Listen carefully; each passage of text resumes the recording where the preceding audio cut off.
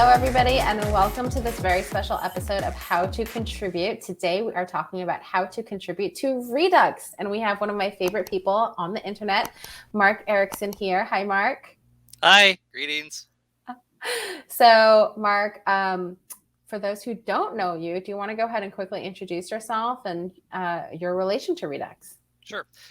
So I am mostly known on the internet as the primary Redux maintainer. I've been involved with Redux since the start of 2016.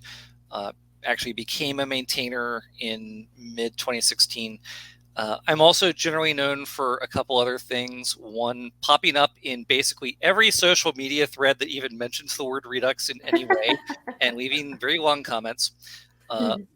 Also writing very long blog posts. Also, I'm that guy with the Simpsons avatar. I love it. And that I just, it's amazing because I know a lot of people ask me, like, how can you be in so many places at once? But like, you are also very much so in like every single place on the internet. I have been legitimately confused of being a bot before. No, Yeah. it's just me. The only automation is that I have a TweetDeck column that monitors Twitter for #Redux. And usually that's people like doing 100 days of code and asking questions or something. Other than that, I am just ridiculously obsessive about refreshing Reddit and Hacker News and everything else. Yes, feels on that. So how did you actually get started contributing?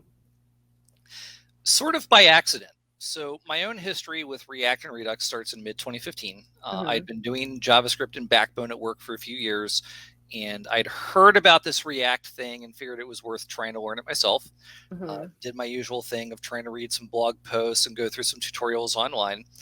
And in the process, I found a set of chat channels called Reactiflux. And it still is a site dedicated to discussion of React and related technologies. So I began lurking and just trying to learn by reading other people's discussions. Started seeing questions I knew the answer to. Started seeing questions where it's like, oh, hey, I saw a blog post about that a few days ago. Let me go back in my browser history and try to find it. And that kind of snowballed. I found myself collecting a list of links that I was frequently referring people to. And it's funny because by the end of the year, I was routinely answering questions and I still hadn't really written any real React code yet. Oh my gosh, that's so funny. I love that. But you're like the biggest helper, but you haven't even written it. I didn't get to seriously start doing hands-on React and Redux code until right at the end of December, beginning of January 2016. Oh my gosh, that's amazing. So in the process, though, I was seeing the same questions being asked over and over in Reactiflux and Reddit and Stack Overflow and everywhere else. And I actually volunteered. Well, okay, I half volunteered to write a Redux FAQ page. And I've actually got the issue up here, up on the screen share if you want to pull it up for a second. Oh, yeah, absolutely. So you can see I wrote this comment or this issue in late January 2019. And I half volunteered to write it. And Dan said, sure, great, go ahead. And so if you look through the rest of the issue thread, I started trying to accumulate a list of possible questions and topics to cover in the FAQ.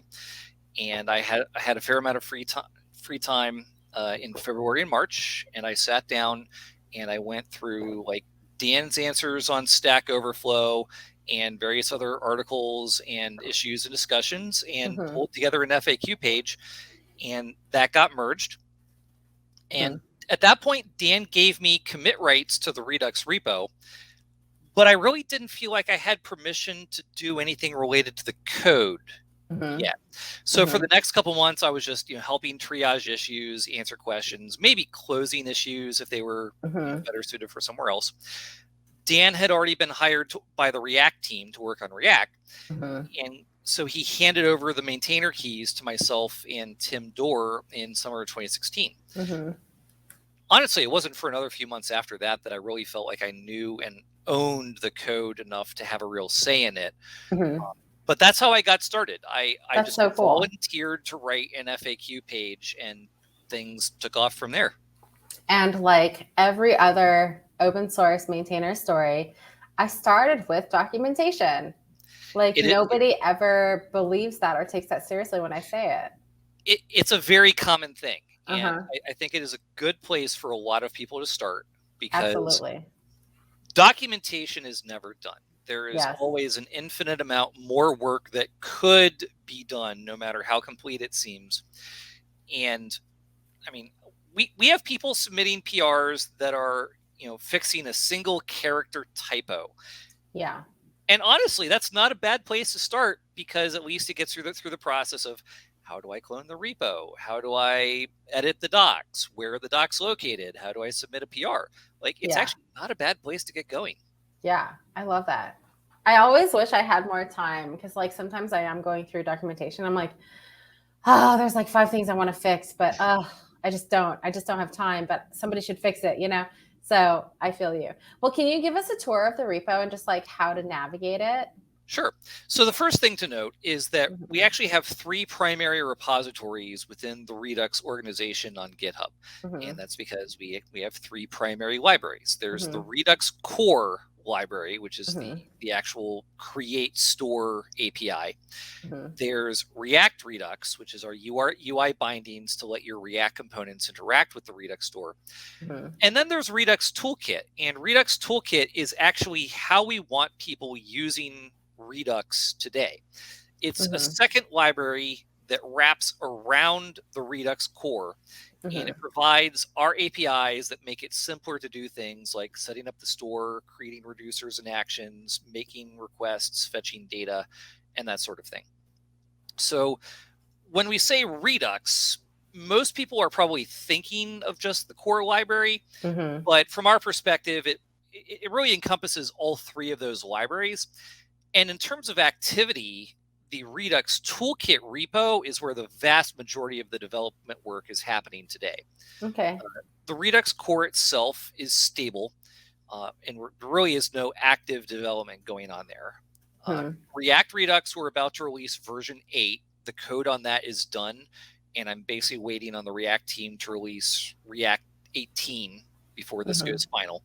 Nice. And Redux Toolkit is very active. I actually just shipped Redux Toolkit 1.8 over this weekend, a couple of days ago. Nice. So the actual code structure in all 3 repos is fairly similar. Mhm. There's generally a source folder with the actual code. There's a website folder where we have the setup for our Docusaurus based website structure. Mhm. The actual content for the documentation is a set of markdown files in a docs folder, and then there's a sort of other examples and scripts and config files. Mhm. So we can see that the React Redux code base is basically the same way: source folder, docs, website. The Redux Toolkit repo is a little more complicated because it's actually a very small mono repo. Mhm. So in addition to the primary Redux Toolkit package, we have a couple of additional packages related to auto generation of code for our new RTK query library based on schemas. Mhm. But once you get down to the toolkit folder, it's the same basic code setup, and then all the documentation again lives up here in the docs folder. Awesome. I love that. Cool. So like what would you say are the easiest places to contribute to? And that's actually a little bit of a tough question, Mhm. because all of our libraries are actually very mature at the source level. So Mhm. in fact, let's actually go back through these. Mhm. So the Redux core is itself effectively done. Mhm. In fact, it's funny because we actually had an effort to convert the Redux core to TypeScript in 2019. Mhm. We still have not shipped that. It's been sitting in our master branch for 2.5 years now. Oh my gosh, why? So the issue there is that would really be a Redux version 5.0, and Mm. we're not sure if the types are 100% correct and finished, Uh-huh. and second, we're also concerned about unnecessary churn from a major version release Yeah. and effect on the ecosystem. Mm. Uh, we may end up putting that out later this year, but it also involves some coordination with other things like the Redux Toolkit package as well. Right. So the Redux core is done. But you could like, do you need like a TypeScript superhero to go in there? That is actually one of the biggest things we could use right now. There is an open issue right now where I basically said, okay, if we're going to try and put this out as a version 5, we need to review the types that are sitting in master right now and see if they are actually ready to go, if there are any compatibility problems, if there's changes we would like to make, and that sort of thing. So Cool. certainly we would appreciate help from the community on that, but that there's a very, very small number of people who could realistically assist us with that. Yeah, that's awesome. Okay. On the React Redux side, like I said, I've been working on implementing React Redux version 8 over the last few months. And that includes 2 major changes. One is we did convert the code for this to TypeScript. And second, we've had to change the internals so that they'll work correctly with React 18. And I actually did the vast majority of the React 18 work. The TypeScript conversion was a community effort. I actually literally just put up an issue that says, I want to convert this to TypeScript. Hey, community, let's do this, and tweeted it. And I got people filing PRs to modify like one file at a time. Yeah, and I love that. Did it piece by piece on a branch until everything was done. That part was great because I could have done it myself, but it would have taken a lot longer. I love that. But in terms of behavior changes to the code, what's needed for React Redux version 8 is done, and I don't anticipate any major changes anytime soon. Redux Toolkit, like I said, is where the vast majority of our development efforts going on right now. And you can see that based on the number of issues and the number of pull requests that have been sitting around for the last few months, not actually getting handled. Actually, if you look through most of these issues right now, at least 2/3 of the open issues are actually related to our new RTK query data fetching API. So let me briefly recap what that is. The Redux Core had never had anything built in to handle the data fetching use case. So you always had to, write your own thunks and write your own reducers and handle the loading state. Redux Toolkit provides create async thunk, which handles defining the actions and dispatching them. But you still have to write all the reducer code yourself to handle saving the data and updating the loading state. Well, over the last few years, data fetching libraries like React Query and Apollo and Urkel and SWR have all become very, very popular. And so with Redux Toolkit 1.6, we built in a new API in the Redux Toolkit package called RTK Query. And it's basically our take on that same data fetching approach, but built on top of Redux Toolkit and Redux idioms. And so it's part of the Redux Toolkit package. You get it for free when you install Redux Toolkit. You just have to import the extra APIs, define all your endpoints, and then you get these nifty auto-generated React hooks to use in your component. And it's just, use get Pokemon by name query, Pikachu. Love it. That's awesome. And because this is built into Redux Toolkit itself, I don't have a hard number on how many people are actively using this. But purely anecdotally, I can tell you that probably a majority of our questions in the Redux channel in Reactiflux are about RTK query at this point. And the fact that we've got dozens and dozens of questions about how do I use this? How do I make the API do this thing for this use case that we didn't even think about in the first place? Tells me that a lot of people are very enthusiastic about using this. Yeah. So like if I were trying to contribute, should I like go through these issues and just, because it looks like there's like some issues that are just like, it's almost like Stack Overflow, but in the issues. Yes. and we've opened up the discussion section in the repository. Oh, okay. But we haven't done like we haven't drawn a hard line about which kind of questions should go where. So there are a lot of questions here in the issues that maybe would be better suited for either discussion section or Stack Overflow. And sometimes we will scoot them over there. So would you like recommend people like going through the issues and maybe like answering some of the things? We could certainly use some help trying to triage some of these issues. For example, if it's a bug report, maybe trying to reproduce it, or in some cases, maybe what's needed is additional documentation, or we do actually have a number of things that are a request for an additional feature. So, for example, I actually had opened up an issue a couple weeks ago listing some possible things that might go into Redux Toolkit 1.8. Well, as it turned out, I released 1.8 with just one new feature. And so I just renamed this and said, okay, here's some things that might go into a 1.9 release. And so these are several things that need to get done. And on the RTK query stuff, especially, Lenz Weber, aka username Frenius, is the person who has implemented RTK query. I'm actually not all that comfortable with that area of the code yet myself. And so right now, some of these hypothetical useful features there's no exactly timeline for implementing them because Lenz is busy and we're kind of limited by how much he can get done. So certainly some of these things there are some feature requests and ideas for options in here that the community could contribute to. Having said that, I think that the primary place that would be easier for a lot of people to contribute to the Redux organization as a whole is indeed documentation.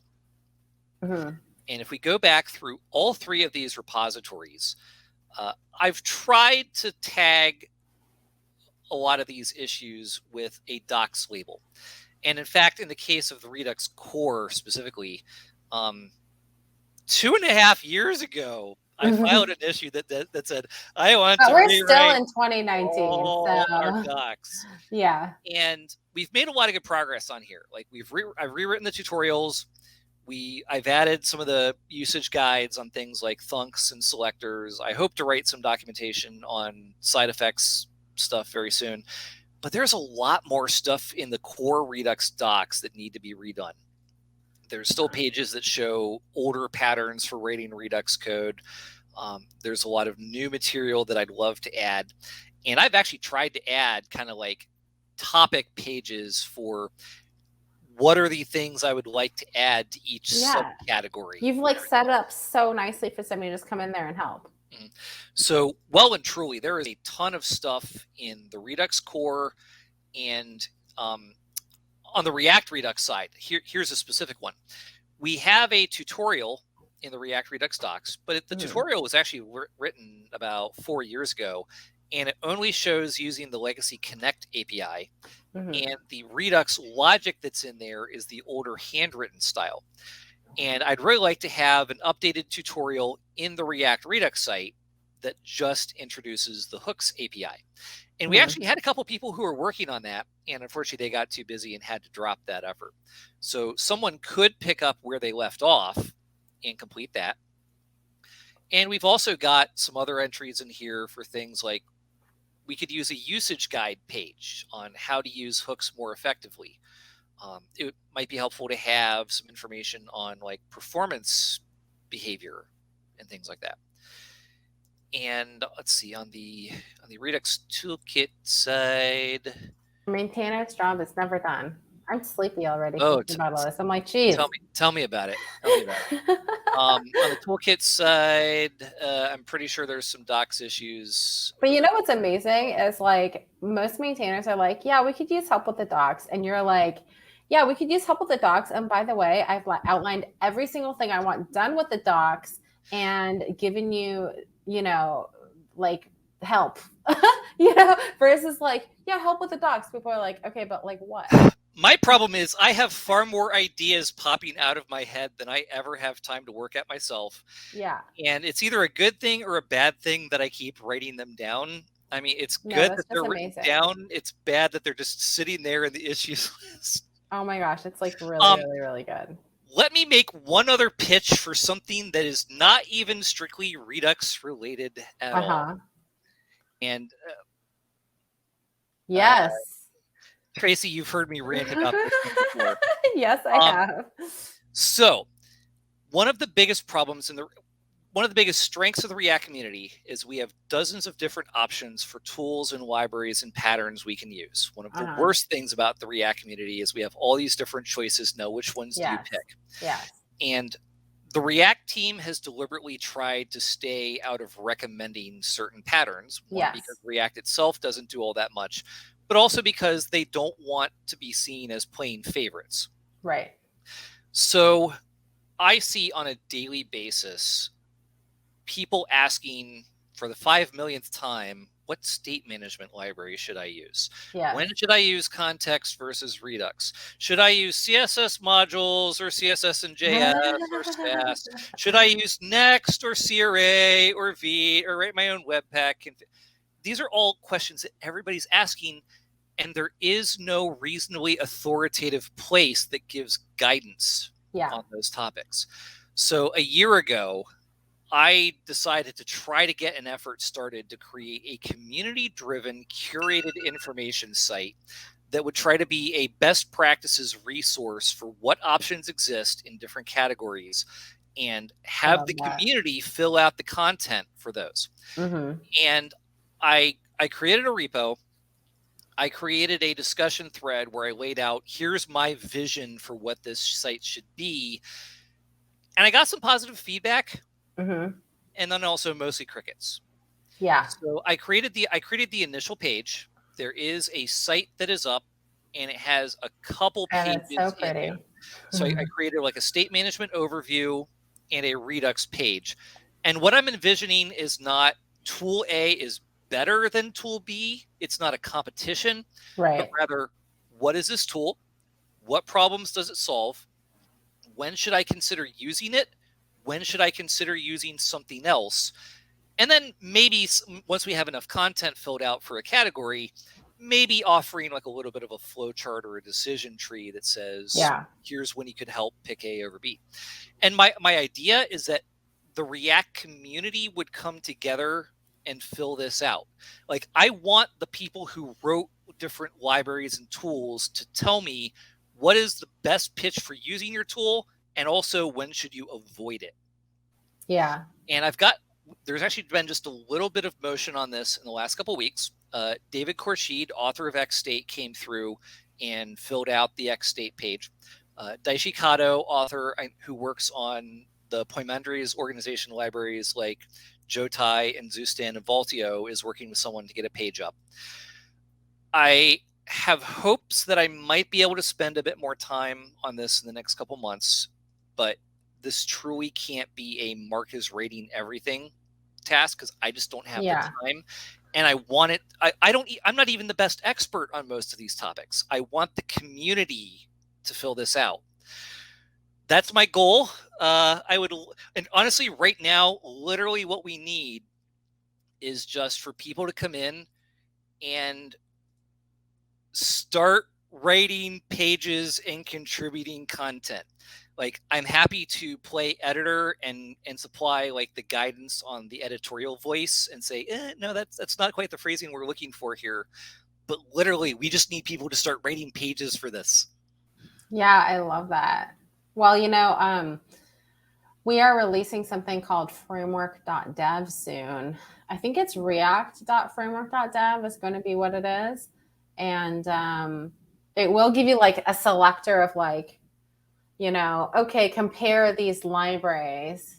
I mean, there's not going to be like, here's our opinion, blah, blah, blah, whatever. But, it's just going to be based on like factual content that we have. But I love that. And I mean, this is it's like, if only everybody could get wrangled and like do this together, that would be amazing. I mean, the other trick in here is, how do you balance it between, we listed the most popular 5 libraries in this category, so they continue to get bigger, versus, we just added our 500th state management library page for something that has 2 stars on GitHub. Well, it's like the same thing when Amazon, right? When you're shopping on Amazon, you're like, okay, both these things are exactly the same price. One has 15,000 reviews, one has 500. What do you buy? You buy the $15,000 or not $15,000 one, but like one has 15,000 reviews, and then, it's just like, so I totally get that. So, I mean, there needs to be curation and an editorial voice here, but I truly want it to be, here's options and trade-offs, not A is clearly better than B all the time. Yeah, I love that. Well, cool. So, Mark, where do we find you? I mean, I know your Twitter handle is right there. It's AceMark on Twitter. Yep. Ace Markey on Twitter, Mark Erikson on GitHub and Stack Overflow, Ace Markey in Reactiflux and Reddit. And okay, fine. If you say the word Reddit Redux 3 times in a thread, there's a good chance I'll pop up somewhere. I'm so doing that. Well, thank you so much for joining us. Thank you for all the amazing hard work you do. I mean, it really is just amazing to see you out there in the community. And like, I feel like the world is a better place because of you. Thank you.